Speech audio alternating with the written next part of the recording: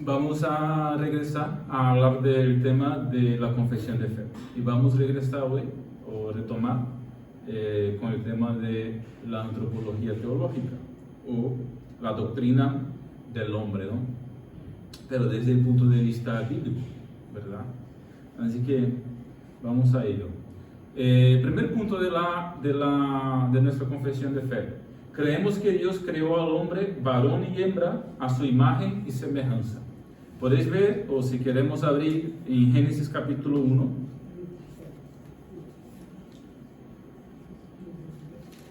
Mantenga ahí la Biblia abierta en Génesis 1, capítulo 1 y capítulo 2, vamos a leer, ¿verdad?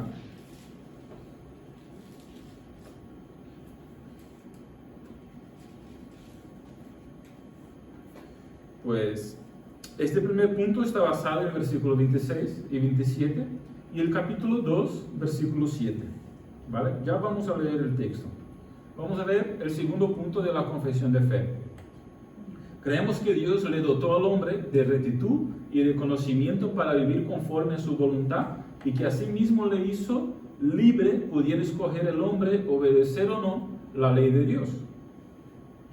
Y tercer punto, creemos que el hombre pecó al pretender a Adán ser igual a su creador. Por este pecado el hombre degradó su imagen y semejanza de Dios y se rompió la comunión que con su creador gozaba, llegando así a estar muerto en pecado. Tercer punto, ¿no? Cuarto punto y último de la confesión de fe. Creemos que el pecado y sus consecuencias temporales y eternas se extendieron a toda la humanidad. Es por ellos que los hombres nacen pecadores, con una naturaleza pecaminosa, es decir, inclinados al mal, incapaces por sí mismos de hacer la voluntad de Dios e impotentes para salvarse a sí mismos. Entonces, estos son los 4 puntos de nuestra confesión de fe sobre lo que al hombre se refiere. Hoy vamos a ver solamente el primer punto. ¿Cuál era el primer punto? Creemos que Dios creó al hombre, varón y hembra, a su imagen y semejanza. Hoy nos quedaremos solamente ahí, con esa única frase, cortita, ¿no? Pero ahí nos quedaremos y veremos algunas cosas sobre esto. Entonces, y el primer párrafo donde nos quedaremos hoy, aquí podemos ver 2 cosas. Primero, el ser humano fue creado por Dios. Segundo, el ser humano fue creado a la imagen y semejanza de Dios. 2 cositas. Fue creado por Dios, fue creado a la imagen y semejanza de Dios. Antropología teológica, este es el tema que nos toca hoy, ¿no? En este primer párrafo, por lo tanto. Estoy aquí utilizando una estructura del teólogo de la teología sistemática de Louis Berkhof, ¿no? Solo para dar crédito ahí a quien estoy haciendo, digamos, utilizando como base, ¿no? No debemos confundir el presente asunto con el estudio de la antropología general o ciencia de la humanidad, que incluye todas aquellas ciencias que tiene el hombre por objeto de investigación. Es decir, lo que hay estudiado en la escuela hace muchos años, ¿verdad, José? No es de eso que estamos tratando. De biología, de antropología, lo que se enseña en las universidades sobre la antropología, no. Eso no es de eso que estamos hablando aquí, ¿no? Estas ciencias se dedican al origen e historia de la humanidad, tomando en cuenta la estructura fisiológica, las características físicas del hombre en general, las varias razas humanas en particular, su desarrollo étnico, lingüístico, cultural, religioso, etcétera, etcétera, etcétera. La antropología teológica tiene que ver únicamente, lo que vamos aquí a hacer hoy, con lo que la Biblia dice respecto al hombre y con la relación que el hombre debe guardar para con Dios. Y de esta manera reconoce a la Escritura como su única fuente de autoridad y lee las enseñanzas de las Escrituras y de la experiencia humana a la luz de la misma palabra de Dios. ¿Vale? Entonces, este es nuestro primer punto, el origen del hombre. ¿Cuál es el origen del hombre para nosotros, según las Escrituras? Fue creado por Dios. En ese sentido somos creacionistas, porque creemos en que Dios ha creado el hombre y la mujer. ¿Cómo lo ha creado? La Escritura nos ofrece un doble relato de la creación en general y de la creación del hombre en particular. Un relato en Génesis capítulo 1 y otro relato en Génesis capítulo 2.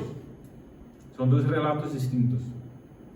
El primer relato contiene la explicación de la creación de todas las cosas en el orden en que ocurrieron, como un resumen, ¿vale?, de todo. En tanto que el segundo relato, el capítulo 2, agrupa las cosas en su relación con el hombre. De alguna manera, el capítulo 2 como que profundiza más en lo que fue la creación del hombre en particular, ¿no? Y no está preocupado con el orden cronológico. El capítulo 1 sí está preocupado con el orden cronológico. El capítulo 2 no, narra simplemente la historia sin preocupación con el orden cronológico de cómo se dio las cosas, ¿no? Y nos muestra de qué manera el hombre quedó colocado en la creación, rodeado por el mundo vegetal y animal, y la manera como comenzó su historia, la historia del hombre. El capítulo 2 se especifica más o se profundiza más en eso, ¿no? Vamos a leer los dos relatos, ¿vale? Pero solamente los relatos de la creación del hombre y de la mujer. Capítulo 1, versículos 26 y 27. Dice: Entonces dijo Dios, hagamos al hombre a nuestra imagen, conforme a nuestra semejanza, y señoree sobre los peces del mar, sobre las aves de los cielos, y sobre las bestias, sobre toda la tierra y sobre todo animal que se arrastra sobre ella. Y creó Dios al ser humano a su imagen, a imagen de Dios lo creó, hombre y mujer los creó. Ahora, el capítulo 2, versículo 21, dice: Entonces Dios, el Señor, hizo caer a Adán en un sueño profundo, y mientras éste dormía, tomó una de sus costillas y luego cerró esa parte de su cuerpo. De la costilla que Dios, el Señor, tomó del hombre, hizo una mujer y la trajo al hombre.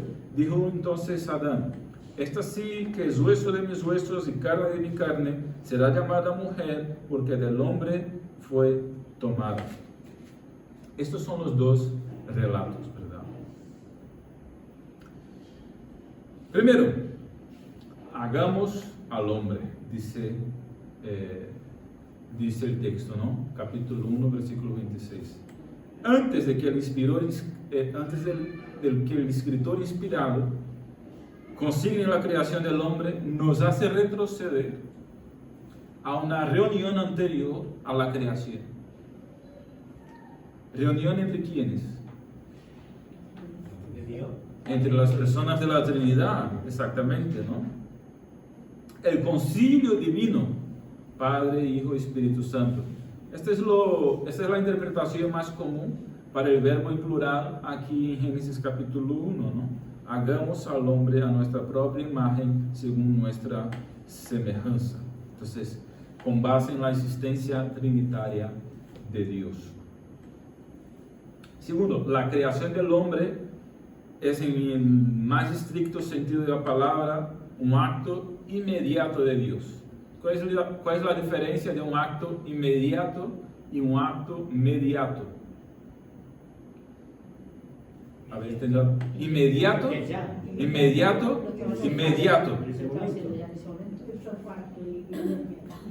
La palabra mediato viene de mediación. Inmediato significa que no hubo mediación, o no hubo medio, no hubo nada en medio.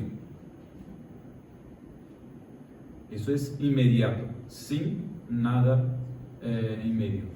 Inmediato significa que hubo cosas por en medio. A ver, vamos a ver más sobre eso, ¿no?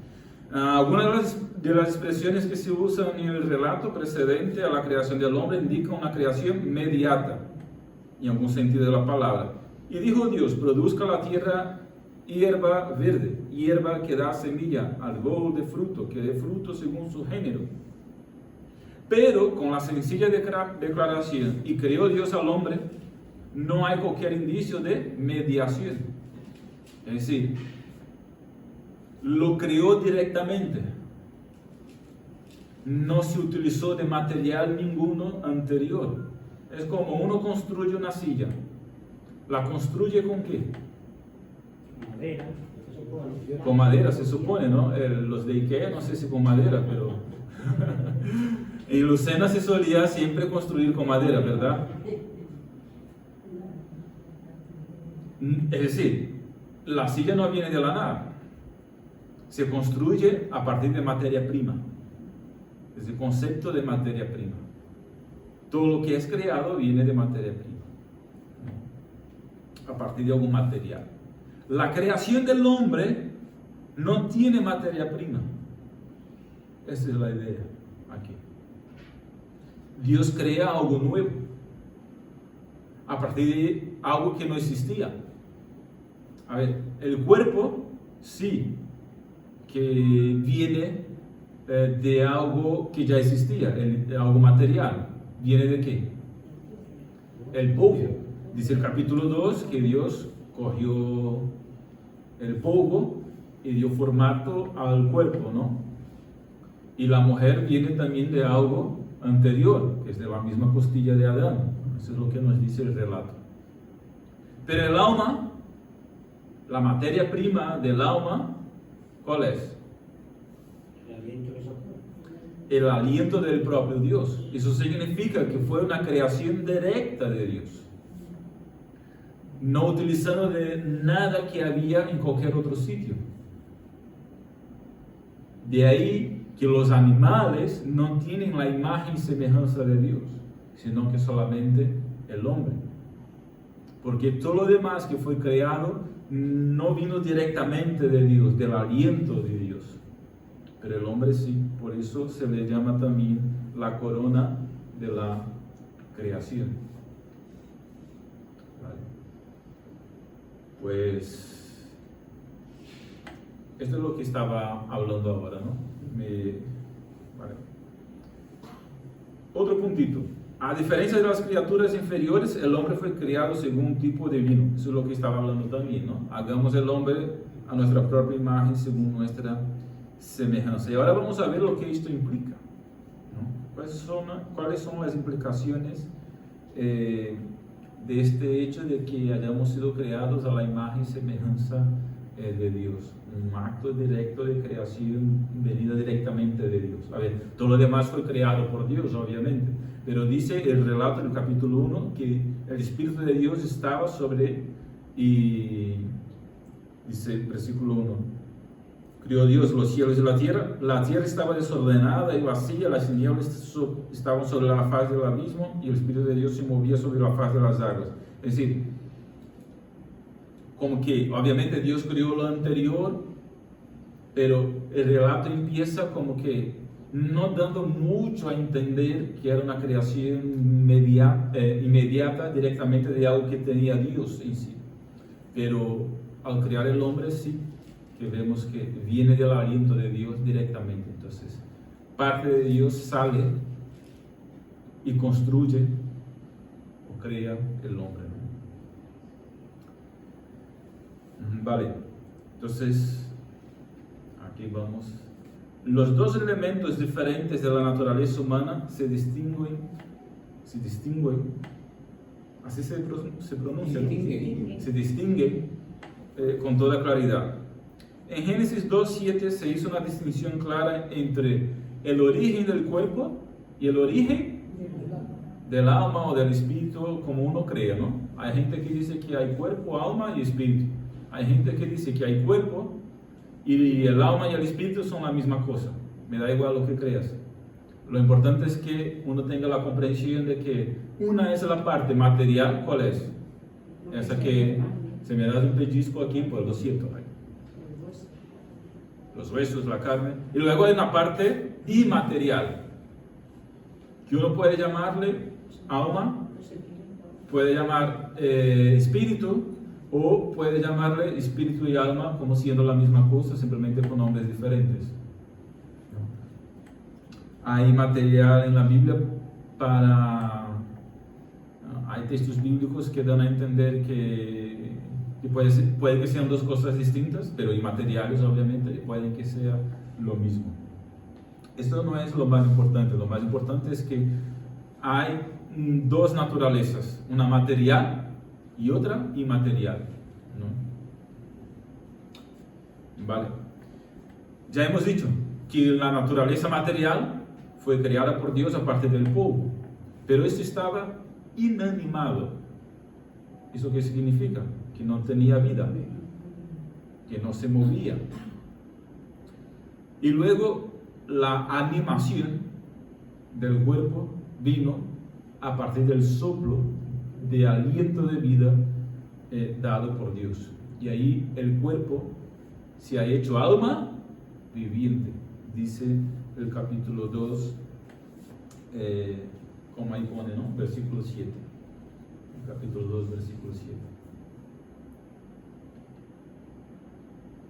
Entonces, ahí se menciona, ¿no?, lo que estaba diciendo. Dios crea una nueva sustancia. El alma no existía, o el espíritu no existía, ¿no? Por eso los animales no tienen, en ese sentido, solo el hombre. ¿Vale? El hombre fue colocado desde el principio en una posición elevada. Bueno, eso es lo que estaba diciendo, ¿no? Se corrobora con otros pasajes de la Escritura. Bueno, no vamos a leer todos los textos, pero están ahí. Incluso tengo el estudio aquí también, después os lo puedo pasar, ¿no? Eso ya lo he dicho. Voy adelantando un poquito las cosas de la diapositiva, ya ves tú. Vale. El hombre fue colocado desde el principio ahí, en una posición elevada. ¿Qué posición es esta? Está representado como la cúspide de todos los órdenes de la creación. Está coronado como rey de la creación. Se le ha dado dominio sobre los animales, sobre los peces, sobre toda la tierra, y se le ha mandado Dios, es decir, Dios le ha mandado que señoree sobre todo lo demás de la creación. Entonces le ha puesto Dios en una posición elevada, ¿no? Pero ¿con qué propósito?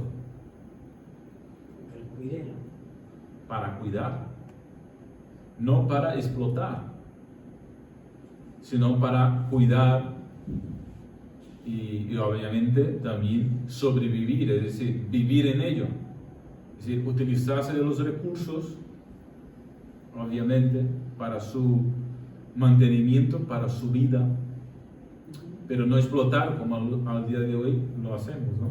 Lo hacemos en el sentido de que la humanidad lo hace, ¿vale? Vale.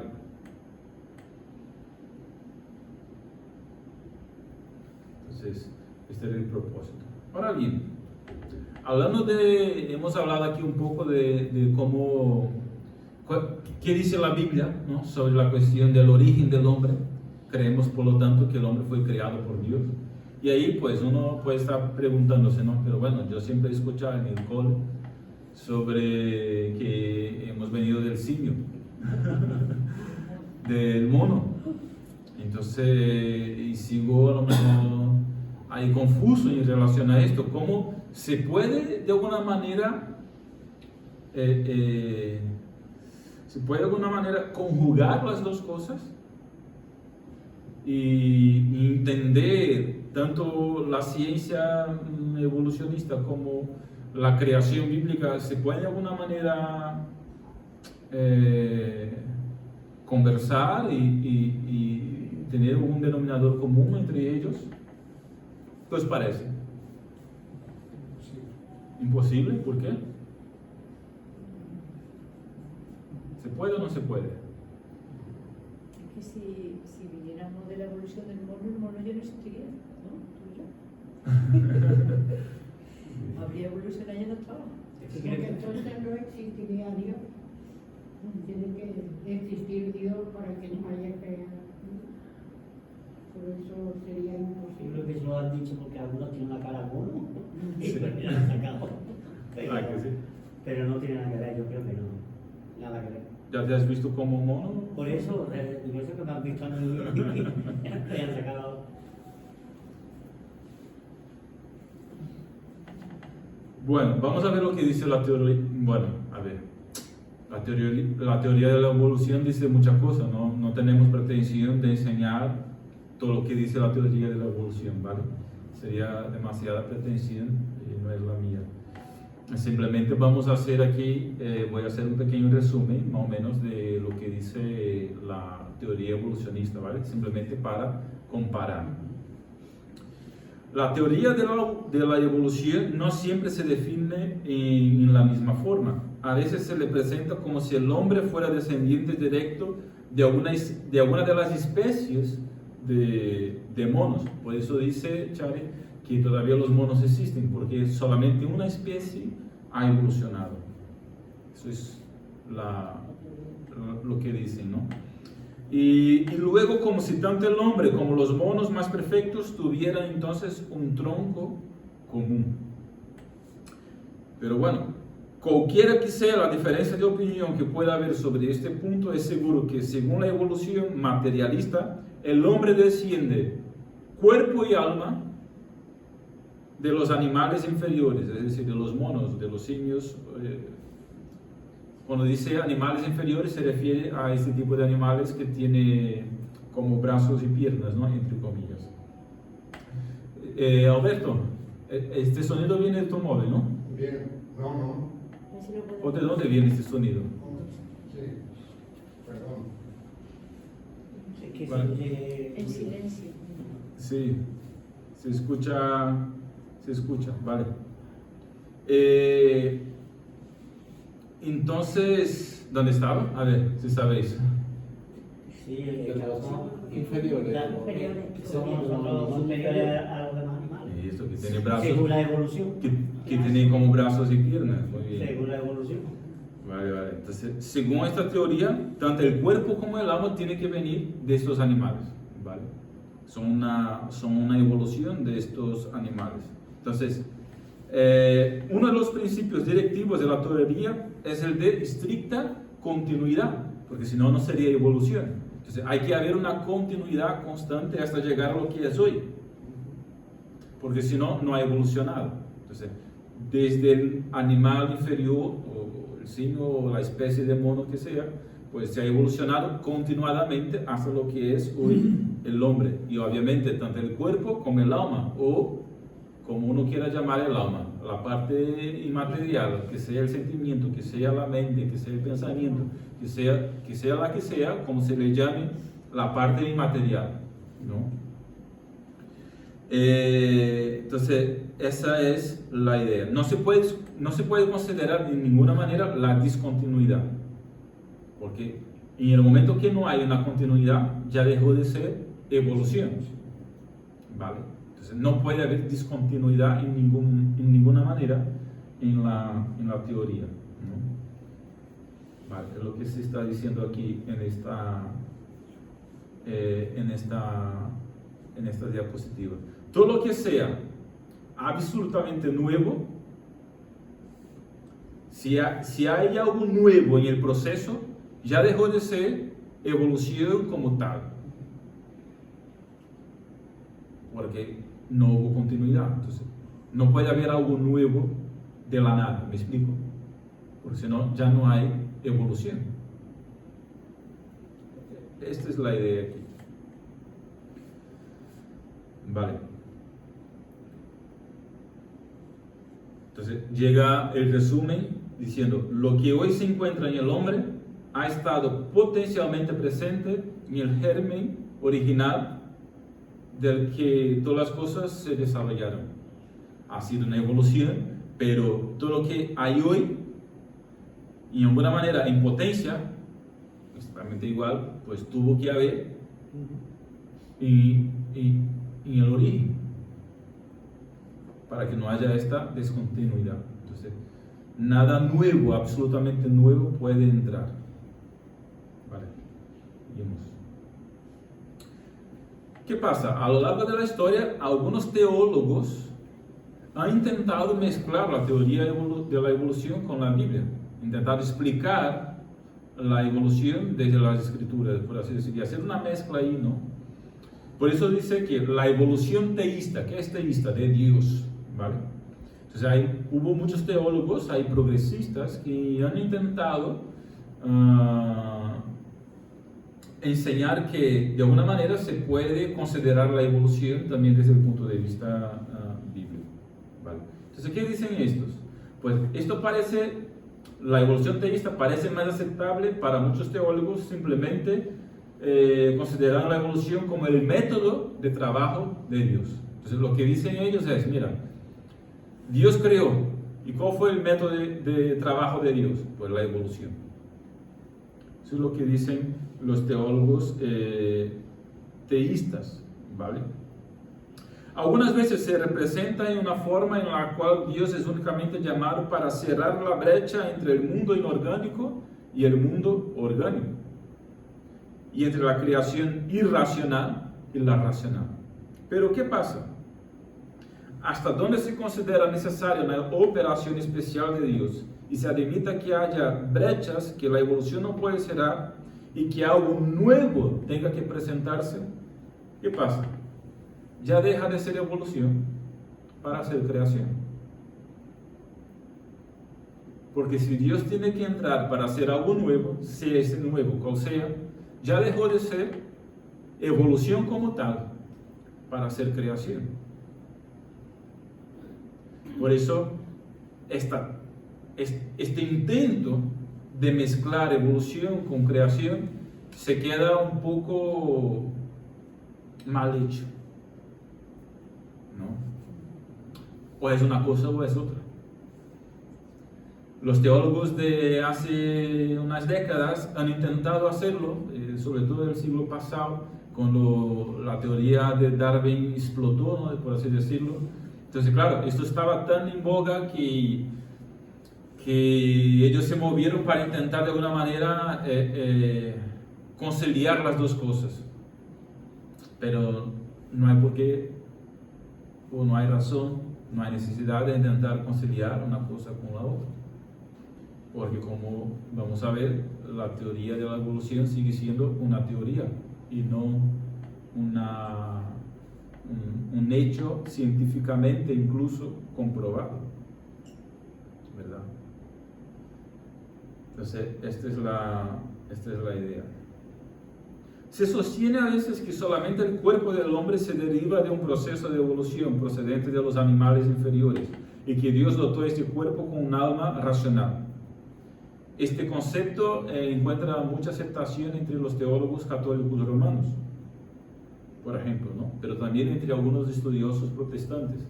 Pero volvemos al mismo problema, o a la misma cuestión. Si el cuerpo pasó por una evolución, pero Dios tuvo que crear el alma, ya no fue evolución, fue creación, porque algo nuevo se creó. ¿Me explico la diferencia? Vale. Vamos a ver aquí ahora algunas objeciones a la teoría evolucionista. Desde el punto de vista de la teología y la interpretación bíblica, la más gran objeción a la teoría evolucionista, ¿cuál es? Pues ella resulta contraria a las enseñanzas de las Escrituras. Punto final. Porque ¿qué dice las Escrituras? En el principio creó Dios los cielos y la tierra. Y sigue hablando hasta el versículo 26, cuando dice, hagamos al hombre a nuestra imagen y semejanza. Y el capítulo 2, creó Dios al hombre a su imagen y semejanza. Entonces la Biblia afirma con todas las palabras de manera categórica que Dios creó. Y hay dos verbos para crear en hebreo. Hay un verbo para crear a partir de materia prima. Y hay otro verbo en hebreo para crear a partir de la nada. Y el verbo utilizado aquí en Génesis para crear es el verbo en hebreo para crear de la nada.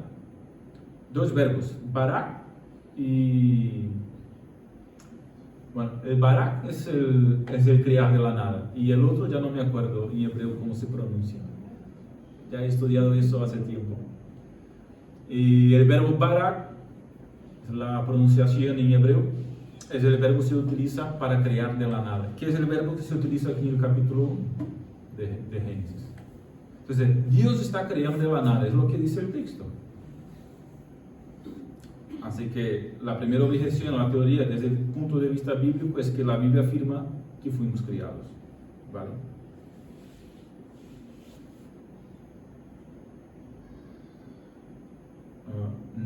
Creo que no da apertura el relato bíblico para decir que de alguna manera la evolución desde un animal hasta llegar a ser hombre, de alguna manera fue el método de trabajo de Dios.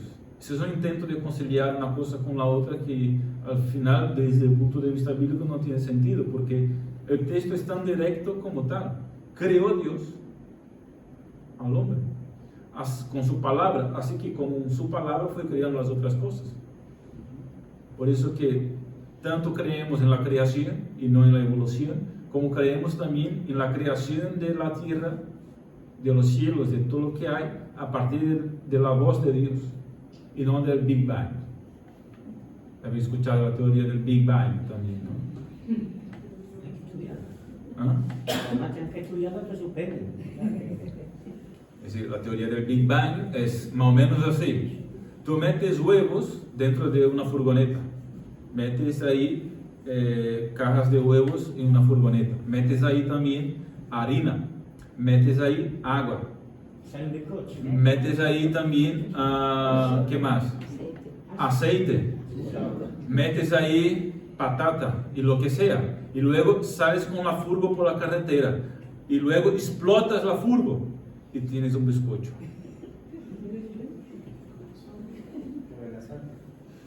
Le faltó la sal, ¿no? Poner la sal también en el azúcar. No, pero el azar, dice, pero el azar. Por el azar, exactamente, por el azar. Porque la teoría del Big Bang es esto. ¿Cuál es el problema? Nuestra teoría es verdad, ¿no? La teoría del Big Bang es que de una explosión se ordenó las cosas. A ver, después de una explosión, ¿qué ocurre? Es una catástrofe. Las cosas están desordenadas. Se desordena más. Pasa Hugo y Oliver por la habitación, hacen una explosión en la habitación. ¿Y ahora qué pasa? ¿Está todo ordenado? No, no está todo ordenado. Tú explotas una habitación y está todo desordenado. Entonces, la teoría del Big Bang, pues me suena a esto. Perdón del ejemplo tan así, ¿no? Pero es lo que suena. Va en contra de todo lo que vemos, porque vemos que el orden, naturalmente las cosas van a desorden y no al orden, y nosotros somos los que tenemos que ordenar las cosas. A ver, dejas una casa vacía, ¿qué ocurre? Se viene abajo, se va cayendo. Se va cayendo a los pocos hasta que se venga abajo en algún momento, porque la tendencia es que las cosas van al desorden. La teoría del Big Bang es que de una explosión viene el orden. Bueno, ahí está. Entonces creemos en la creación de todas las cosas y también en la creación del hombre y la mujer de manera directa, hecha de manera directa por Dios, y no que la evolución o el Big Bang fue el método de trabajo de Dios. Vale. Entonces, esta es la primera objeción a la teoría de la evolución. Segundo, la Biblia afirma ahí que Dios formó al hombre del polvo de la tierra. Génesis 2, versículo 7, ¿no? El hombre en el sentido del cuerpo. Vale. Algunos teólogos, en su ansiedad por armonizar las enseñanzas de la Escritura con la teoría de la evolución, sugieren que esto debe interpretarse con el significado que Dios formó el cuerpo del hombre del cuerpo de los animales, que después de todo no es sino polvo. Pero esto es tergiversar lo que dice el texto, porque el texto dice que se creó del polvo, y la verdad es que da igual, que porque al fin de cuentas dicen que se creó de los animales, que al fin de cuentas era polvo, por eso el texto dice polvo, pero eso no hay manera de sacar eso de la escritura y de la interpretación del texto. Eso es, vamos, tergiversar, añadir, no se puede hacer ese tipo de mezcla y afirmar sobre esto en el texto. Vale. En cuanto al espíritu del hombre, la Biblia enseña con claridad que procede directamente de Dios y no puede, por tanto, considerarse como el desarrollo natural de alguna sustancia previamente existente. En armonía perfecta con esto dice Eliú, en Job 33, versículo 4. El espíritu de Dios me hizo y el soplo del Omnipotente me dio vida. Ahí está. Vale, pues. Segunda objeción, entonces, importante, ¿vale? Es que la teoría no tiene base adecuada sobre hechos bien comprobados científicamente hablando. Y por eso mismo sigue siendo llamada de teoría, ya que está realmente lejos de poder ser comprobada al 100%. ¿Por qué se llama algo de teoría? Porque no está comprobado. Todo lo que es una teoría es una suposición. Puede que se hayan hecho pruebas, puede que se esté intentando formar argumentos para defender tal teoría, porque las teorías tienen muchos argumentos para su defensa, pero al fin y al cabo, si lleva el nombre de teoría, no está 100% comprobado. Entonces, ¿cuál es la segunda objeción a la teoría evolucionista? Es que es una teoría. Pero me han enseñado como que siendo algo correcto. Pues bueno, en la escuela realmente nos enseñan como dando por hecho que esta teoría es la verdad. Porque parece que no pueden enseñar de Dios en las escuelas. Porque si no, esto sería religión. ¿Vale? Entonces, han escogido una teoría que a ellos mejor les parece. A ellos mejor les parece. Pero, porque se ha elegido esta teoría, no significa que ella esté comprobada y sea realmente algo correcto al 100%. Entonces, esa es la segunda objeción. Debe conservarse en mente que, como ya se señaló arriba, la teoría evolucionista en general, aunque con frecuencia se le representa como una doctrina comprobada, hasta el presente no es sino una hipótesis, sin comprobación. Y la verdad es que es una hipótesis sin perspectiva de éxito.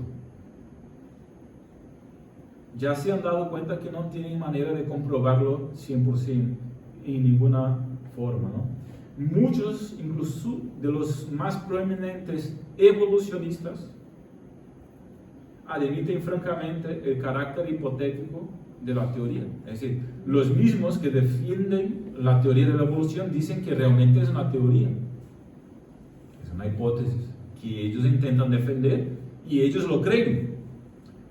Todo lo que es una teoría necesita fe, ese es otro punto, porque si no está comprobado 100%, yo tengo que creer, porque faltan argumentos para estar comprobado 100%. Entonces yo tengo que añadir fe para decir que aquello es verdad. ¿Me explico? Ese es el punto. Que el creacionismo es una teoría. Pues sí, es también una teoría.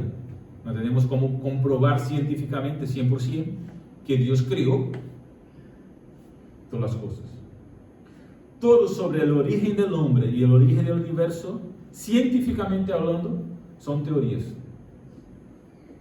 Por lo tanto, todas las teorías que hay sobre el origen del hombre y el origen del universo, se necesita algo de fe para creer en cualquiera de ellas.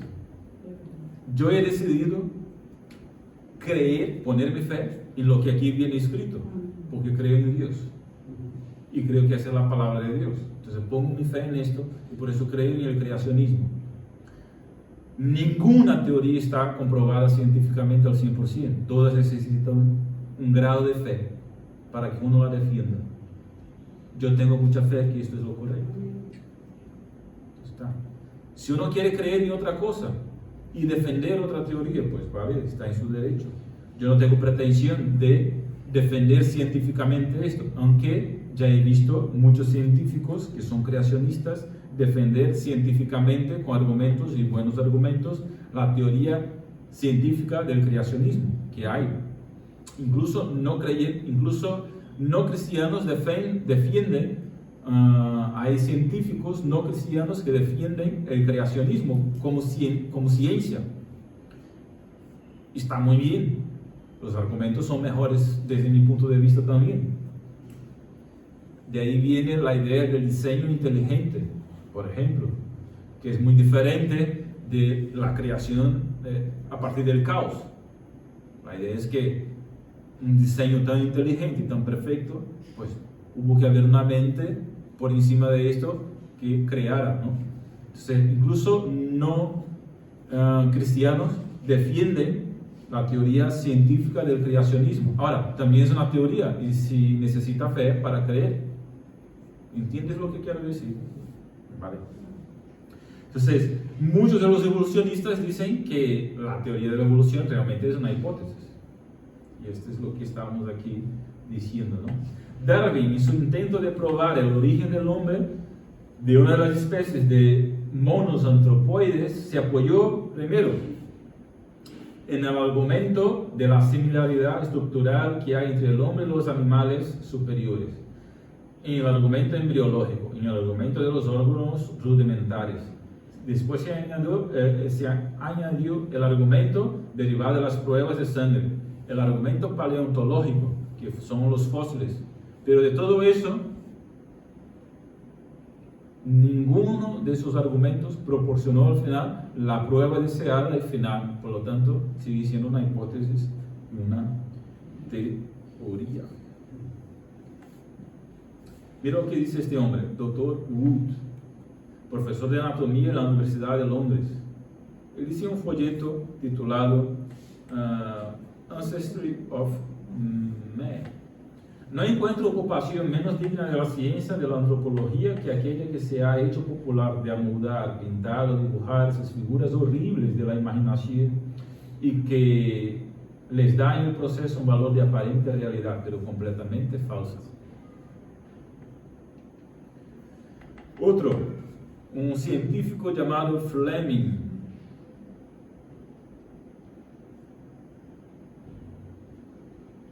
Lo que dice, lee auto, hermano Nelson, por favor, lo que dice Fleming. Dice, la conclusión de todo eso es que no podemos arreglar todos los conocidos restos fósiles de un supuesto hombre, entre comillas, en una serie lineal que gradualmente avance en tipo o forma desde cualquier mono antropoide o algún otro mamífero hasta los modernos tipos existentes de verdadero hombre. Cualquier suposición de que eso se pueda hacer y de que es cierto es completamente erróneo. Mira lo que dice otro. Bueno, ya vamos a ver otra cita. Todavía no es el cuerpo del hombre el que presenta las mayores dificultades para los evolucionistas. ¿Cuál es la mayor dificultad? El espíritu. La inteligencia, Mente. El espíritu, el alma o la inteligencia, la mente. ¿De dónde viene esto? ¿Cómo ha evolucionado esto? ¿Cómo un animal llegó a ser inteligente? Esto es lo que resulta más complicado todavía para los evolucionistas, ¿no? Dice,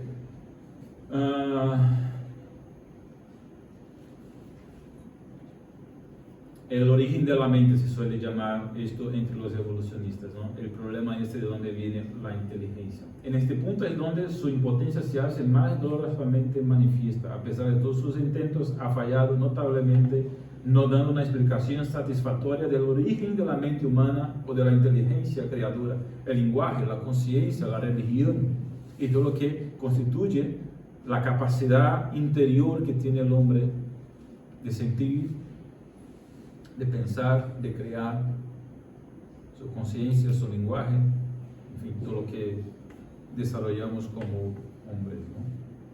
Vale. Mira, el doctor Scott dijo en un discurso que como precedente pronunció ante la Asociación Británica para el Avance de la Ciencia. Leo una vez más, hermano. Todo se encuentra otra vez en el crisol. Luego, ¿no es la evolución un hecho científicamente comprobado? No, no lo es. Es un acto de fe porque no hay otra alternativa. Lo que estaba diciendo, ¿no?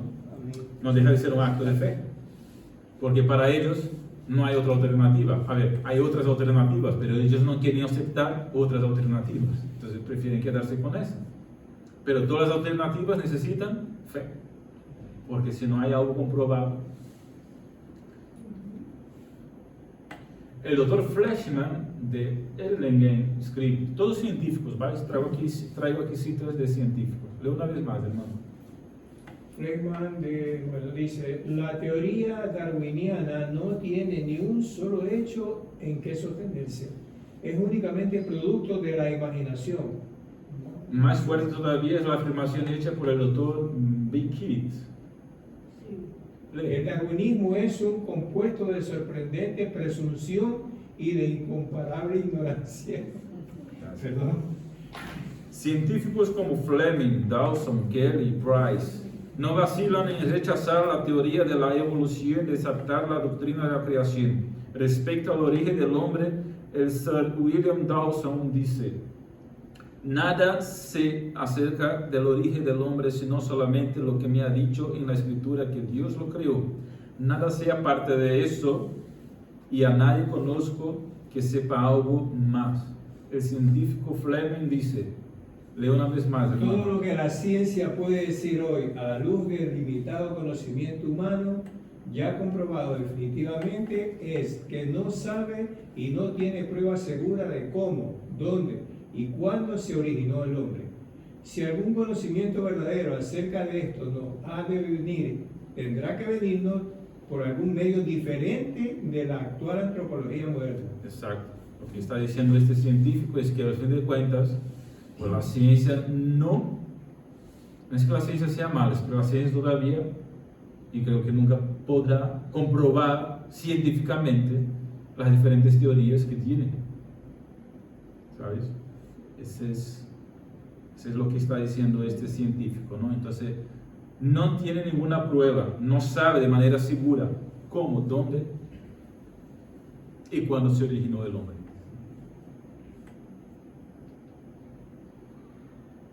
Y yo diría lo mismo para la tierra, la naturaleza. Bueno, esto se repite, pasamos. Vale, pues. El testimonio de las escrituras. Este fue un resumen de lo que puede decir la teoría evolucionista y lo que dicen algunos científicos, ¿no? La Biblia enseña que toda la raza humana desciende de una sola pareja, Adán y Eva. No creó Dios varias parejas, no. Creó Dios Adán y Eva, ya está. Toda la humanidad desciende entonces de una pareja. Este es el sentido obvio de los primeros capítulos de Génesis. Dio Dios a Adán y Eva. No había un jardín aquí, otro jardín allí y otro jardín allá. No, crió Dios a Adán y Eva, ya está, punto. Además, la narración subsiguiente de Génesis muestra claramente que las siguientes generaciones hasta la época del diluvio permanecieron en continua relación genética con la primera pareja. Eso también enseñó Pablo en Hechos 17:26, y de una sangre ha hecho todo el linaje de todos los hombres para que habiten sobre toda la faz de la tierra, y les ha prefijado el orden de los tiempos y los límites de su habitación. Eso está en Hechos 17:26, ahí. De una sangre vino toda la humanidad, lo que dice, reafirma Pablo, ¿no? Entonces, está claro que para la Biblia toda la humanidad vino de una pareja que creó Dios, Adán y Eva. Ahora, bueno, a ver. Esta misma verdad es básica para la unidad orgánica de la raza humana en relación con la primera transgresión. Es decir, porque Adán y Eva pecaron, toda su posteridad, toda su descendencia, nace con una naturaleza pecaminosa. porque no hubo otras creaciones. Esta es la idea. Bueno, ahí el testimonio de las escrituras, ¿no? El testimonio de la ciencia sobre la creación. Aunque incluso teólogos ya propagaron teorías como la que dice que hubo diferentes centros de creación o que ya había hombres antes de que Adán fuera criado y cosas semejantes. La verdad es que estas teorías, una y todas, no encuentran apoyo en las escrituras y contradicen tanto Génesis como Hechos que hemos acabado de mencionar, ¿no? Todo lo que la Biblia enseña ahí con referencia a la apostasía y la salvación del hombre. Entonces, aunque la Biblia para nosotros es suficiente, la ciencia también construye diversos argumentos en favor de la unidad de la raza humana, de los cuales presentamos algunos. Es decir, la ciencia como la ciencia que enseña el creacionismo también nos da argumentos a favor de la unidad de la raza, ¿no? Esa es la idea que queremos aquí presentar algunas rápidamente. El argumento de la historia, y ya vamos camino de terminar, ¿vale? Las tradiciones de la raza humana apuntan decididamente a un origen común con antepasados comunes en el enlace central. La historia de las migraciones del hombre tiende a demostrar que ha habido una distribución partiendo desde un solo centro. Ahí tú puedes preguntarme, pero pastor, ¿cómo los chinos tienen los ojos así? Los africanos son negros, los del norte son muy blancos. ¿Cómo hay ojos azules y demás? ¿Y por qué todas esas diferencias? ¿Quién puede explicarme? Por si tiene que ser igual que eso también. Claro, se han adaptados, no han evolucionado, se han adaptado a su hábitat, lo que es muy diferente. ¿Vale? Que es muy diferente. Y claro, los sitios de más calor, más sol, quema más la piel, esto a lo largo de las generaciones. Los del norte son más blancos, ¿por qué? Porque casi no hay sol. Y esto afecta a los ojos, por eso nacen con más ojos claros. Lo de los ojos así hace, no sé explicar muy bien, pero seguramente tendrá algo que ver con el hábitat, ¿no? A ver, no es una, ¿cómo digo? No estoy hablando mal, ¿vale? De esa característica, que está bien, ¿vale? Simplemente para mencionarlo. Porque los indios tienen el pelo, ¿ah? Esto. Y los otros tienen el pelo así. Bueno. Se fueron adaptando, sus cuerpos, el cuerpo de uno se va adaptando a su hábitat. Ya está, esa es la idea. Bueno. La idea es que hay indicios de que realmente hubo un centro y de ahí se fue la humanidad dispersándose, ¿no? El argumento de la lingüística. El estudio de las lenguas de la humanidad indica un origen común. Las lenguas indogermánicas encuentran su origen en una lengua primitiva común, de la cual existen reliquias en la lengua sánscrita. Además, hay evidencias que demuestran que el antiguo Egipto es el eslabón que unió las lenguas indoeuropeas con las semíticas. Aunque la Biblia nos enseña que las lenguas, ¿qué ocurrió con ellas? Que lo hizo Dios, las diferentes lenguas. ¿No? Ahora, claro, de un mismo idioma, de un mismo lenguaje, también se deriva a otros. A ver, por ejemplo, el chino no tiene nada que ver con el español, para poner un ejemplo, pero el chino tiene mucho que ver con el japonés, con el coreano, el alfabeto siríaco tiene un origen muy propio, ya el alfabeto griego y bueno, latino más que bien, tiene una estructura particular, pues el español, el portugués, el latín vino de una estructura común, el alemán y el inglés también de una estructura común, y podríamos ir viendo varios idiomas, varias lenguas que tienen una estructura en común, ya otros son completamente distintos. Pero claro, yo tampoco soy lingüista para estar hablando de esto, simplemente lo menciono aquí como un argumento que se ha puesto, ¿no?, por gente que ha estudiado ese respecto. Número 3, el argumento de la psicología. El alma es la parte más importante de la naturaleza constitutiva del hombre, y la psicología revela claramente el hecho de que las almas de los hombres, sin distinción de tribu o nación a la que pertenezcan, son esencialmente de la misma naturaleza. Tienen en común los mismos apetitos, instintos, pasiones animales, las mismas tendencias y capacidades, sobre todo las más altas cualidades, las características mentales o morales que corresponden exclusivamente y a nadie más, al hombre. Y por último, y abrimos para preguntas, el argumento de la ciencia natural o la fisiología. Los profesores de la fisiología comparativa formulan un juicio común acerca de que la raza humana constituye una sola especie. Las diferencias que existen entre las diversas familias de la humanidad se consideran sencillamente como variedades de una especie original, lo que estaba diciendo al principio, de las diferentes razas, ¿no? La ciencia no afirma positivamente que la raza humana descienda de una sola pareja, pero sin embargo demuestra que este pudo haber sido el caso y que probablemente así es. Lo que ellos dicen probablemente, yo por la fe lo afirmo, así fue. Y aquí terminamos. 2 afirmaciones básicas. Crió Dios al hombre. Crió Dios al hombre a su imagen. De ahí sacamos el estudio.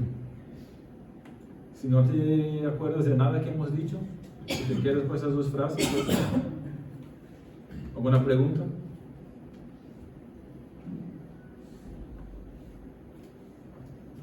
Hemos vuelto a los estudios. ¿Puedo hacer una pregunta? Hemos vuelto a los estudios más pesados, ¿no? Entonces, me hace una pregunta un poco comprometida.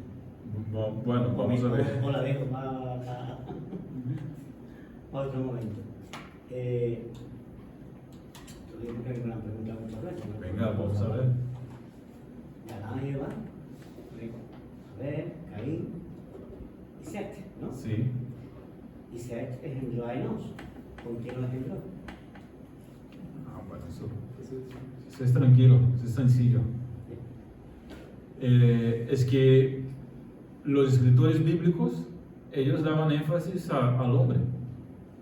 Por su cultura, lo importante para ellos era mencionar la descendencia de los hombres. Pero Adán y Eva tuvieron muchos otros hijos y hijas.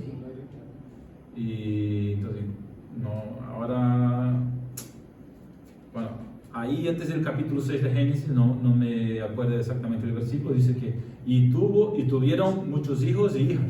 Entonces, la narración se centra en Caín y Abel, que toman protagonismo, y luego después se centra en Set, que tomó protagonismo también. Pero no significa que no tuvo Adán y Eva otros hijos.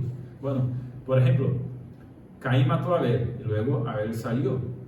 Y dice que se casó allá donde fue. ¿Con quién se casó? Con una hermana suya, hija de Adán y Eva, obviamente. Sí, claro, porque no había otra manera, ¿no? Como los reyes, ¿no? Para que siga... Había muchos años también. No había otra manera. Se casaban como los gitanos de hoy día. ¿Vale? Se casan también entre sí, ¿no? No entre hermanos, obviamente, por favor, pero también entre familias. Y al principio era así, ¿no? Entonces, ¿con quién se casó Caín? Pues con una hija de Adán y Eva. Y después, ¿con quién se casó Enos? Igual, porque tuvo muchas hijas y muchos hijos. Y también lo que dijo Chale, ¿no? Vivían muchos años. A ver, leemos el relato y parece que pasó 1 año, 2 años y pensamos en cómo pasa el tiempo para nosotros, pero dice que Adán y Eva tuvieron ¿cuántos años? 900. La edad abajo de 120 empezó a partir de ¿cuándo? El diluvio, ¿no? Del diluvio, exactamente. Entonces era otra constitución. No podemos imaginar a alguien viviendo 900 años, ¿verdad? Como digo yo, todo eso que hace, conmigo. ¿Cómo puede uno vivir tanto tiempo? Pero es lo que dice el relato bíblico, entonces hay que considerarlo. En este periodo de tiempo tuvieron muchos hijos y muchas hijas. Pero dice que la Biblia dice que si ha disminuido el tiempo de vida del hombre, ¿por qué razón? Que se ha disminuido. Por el pecado. Por el pecado y el deterioro que va a la vida. Por el pecado. Por eso es lo que decía, ¿no? La tendencia de la creación, desde que entró el pecado en el mundo, ¿cuál es? El desorden, el caos, el deterioro. En ese sentido, siempre se va a peor. ¿No? Entonces los hombres vivían muchos más años anteriormente al diluvio y Dios lo paró esto por el pecado que aumentaba sobre la tierra. Vale. Preguntitas más. Esa es buena, mucha gente lo pregunta cuando lee Génesis. Yo quiero hacer una reflexión. Cuando estaba explicando, estaba yo acordando de que yo luego 10 años, ¿no? ¿Qué más?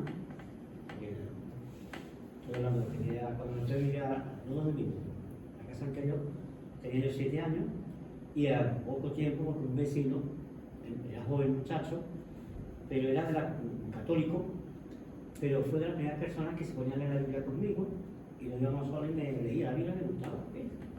Y me gustaba hablar. Y entonces precisamente llegó la parte esta. Empezamos a leer y habló de la creación. Y claro, y él mezclaba la creación, de las conversaciones que ella, fíjate, no me acuerdo de lo de esta mañana, pero me acuerdo de lo de aquella época. Mezclaba esas conversaciones precisamente con la evolución. O sea, decía quien decía que Dios no hacía que nosotros estuviésemos evolucionando, ¿vale? Porque no tiene nada que ver que no hiciera su imagen, que no hiciera. O sea, yo recuerdo aquello que él era muy. Bueno, aquellas conversaciones, claro, cuando yo era un niño que yo no tiene preguntas que hacerle a los dos muchachos que lo que era mayor, ¿no? Pero precisamente estaba mezclando la evolución con la creación. Ahora yo cayendo en las conversaciones aquellas, recuerdo que era Sí. mezclada. Esto es muy común entre los teólogos católicos. Sí. Lo más común es esto, intentar mezclar evolución con creación, hacer una mezcla de la ciencia y la teoría científica esta con la Biblia, y también entre algunos teólogos progresistas protestantes. Eso es lo más común. Pues sabes que años después, él puso una carpintería y estuve yo con él trabajando 3 meses, estuve más, precisamente con ese muchacho. Y fuimos a montar a la calle Catalina Marín de Lucena, a la parte de arriba, a montar un de carpintería, una cosa que le hizo él. Y él no le cobraba porque era cristiano, pero era cristiano evangélico, precisamente, que era Bartolomé Calle. Cuando aquello, y yo, mira por dónde, ¿no? Y no le cobró. O sea, se le dio el trabajo gratis, los materiales gratis, lo puso todo. Muy bien. ¿Alguna pregunta más o terminamos? Me gustaría hacer un comentario, Sí. pero antes que nada aclarar que yo no soy evolucionista, ¿verdad? Soy creacionista. Yo creo que Dios nos creó a nosotros y somos diferentes a los humanos. Vale, vale. Pero una de las bases que creo que tiene la teoría de la evolución es el adaptarse para sobrevivir. Sí, verdad. Entonces, en ese sentido entra lo que hemos dicho antes, las diferentes culturas. Cada uno fue para el norte, para el sur, para el oeste. Sí. Entonces, las razas fueron cambiando por eso, para adaptarse al ambiente donde vivían. Sí. Entonces, recientemente yo he escuchado, ¿verdad?, que se ha dividido la evolución en macro y microevolución. Entonces, entiendo yo que llaman microevolución a eso, al adaptarse para sobrevivir. Macroevolución llaman a salto de una especie a otra. Entonces, el plantear que el hombre viene del mono, eso implica un salto de evolución, macroevolución. Entonces, ahí yo creo que entra lo que es el eslabón perdido que llaman, que no se ha encontrado porque no existe. Entonces, somos especies diferentes. Sí.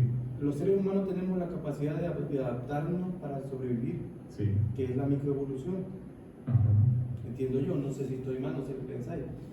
Entonces, Yo he pensado eso y cuando a mí me preguntan sobre ese tema o me comentan, si venimos del mono, me defiendo de esa forma, mi fe. Sí, sí, es más que todo el nombre que se da ahí, ¿no? Lo que tú llamas, o no tú, sino en esta teoría, microevolución es la adaptación. Otra base del evolucionismo es la sobrevivencia del más fuerte, que tiene que ver con el adaptarse, ¿no? Entonces el más débil se va quedando y de ahí se queda el más fuerte y de esta forma se va dando la evolución. Pero lo que decía antes, ¿no? Si no hay este salto, si hay el salto, deja de ser evolución, porque hay una descontinuidad. Entonces, lo que hay hoy exactamente no estuvo ayer. Entonces ahí hay una descontinuidad y en este punto no se puede afirmar que hubo una evolución. Pero ese es el eslabón perdido que decías, ¿no? Y donde no se puede probar. Por eso que tanto la macro como la micro y cualquier otra teoría sigue siendo teoría. ¿Por qué? Porque no se puede comprobar dónde está ese eslabón perdido, entre comillas, ¿no? Ahora, lo que se llama microevolución, el creacionismo también lo defiende, que es el adaptarse a su hábitat, al ambiente de que uno está. Y es obvio que el más fuerte también va a sobrevivir. Y esto también es obvio. Pero esto en sí no es la evolución como tal, el salto de una especie a otra. Yo pienso que si hubo, como dicen, una evolución, seguiría habiendo evolución. También. No que si tú lees la Biblia en el Antiguo Testamento, puede haber cambiado la ropa o la forma de pelo, de pelarse la gente o la forma de cultura, pero lo que es en sí, cómo se comportaba el ser humano, cómo se relacionaba con Dios y cómo se relacionaba uno con el otro no ha cambiado. Entonces, yo no me imagino a un mono orando a Dios. Y a mí alguna gente me ha dicho, bueno, es que ¿cómo creó Dios del polvo de la tierra el cuerpo humano que tiene? Y yo digo, piénsatelo, porque el cuerpo tiene hierro, potasio, magnesio, agua, todo lo que hay en la tierra, los minerales de la tierra. Lo que le falta para que viva es el espíritu que Dios sopló, la vida. Entonces no es tan difícil creer que Dios formó de la tierra el hombre. Sí, correcto, tu explicación es correcta. Realmente si coge el cuerpo humano, todo lo que son elementos del polvo están en el cuerpo humano. Esto sí se puede comprobar. Cuando morimos, volvemos a hacer polvo. Y cuando morimos volvemos a hacer polvo. Entonces dice que en el animal, el mono, vamos a decirlo, en su estado, que haya llegado a su estado muy desarrollado, por muy desarrollado que haya llegado, jamás podrá llegar a tener el entendimiento de Dios. Es así de tajante. De los animales podemos ver cómo cuidan a sus crías, podemos aprender muchas cosas porque son instintivos, cosas que Dios le ha dado también por la creación. Pero yo no me imagino a un mono orando, Dios. Vale, pues vamos a terminar, ya hemos pasado de la 1:30. Así solamente una cosita, lo que sí es cierto que la palabra de Dios dice que Dios le ha dado al hombre que sepa que él existe y que él hay. O sea, que él está, ¿no? Dice la palabra de Dios. Y cuando se han descubierto tribus de estas que están perdidas, que no han tenido contacto con la civilización, sí es cierto que ellos adoran siempre algo. O sea, quiere decir que ahí se demuestra que Dios lo ha puesto de que él existe. Por eso adoran. Creen que es su Dios, por ejemplo, el sol, porque lo ven como una fuente, ¿no? Pero se han dado cuenta que todos tienen esa cosa, ¿no? De sentimiento de saber que alguien superior existe. ¿Vale? ¿Quién puede orar para terminar? ¿Quién puede? ¿Ah? Voluntariamente. Este tema es muy Voluntariamente.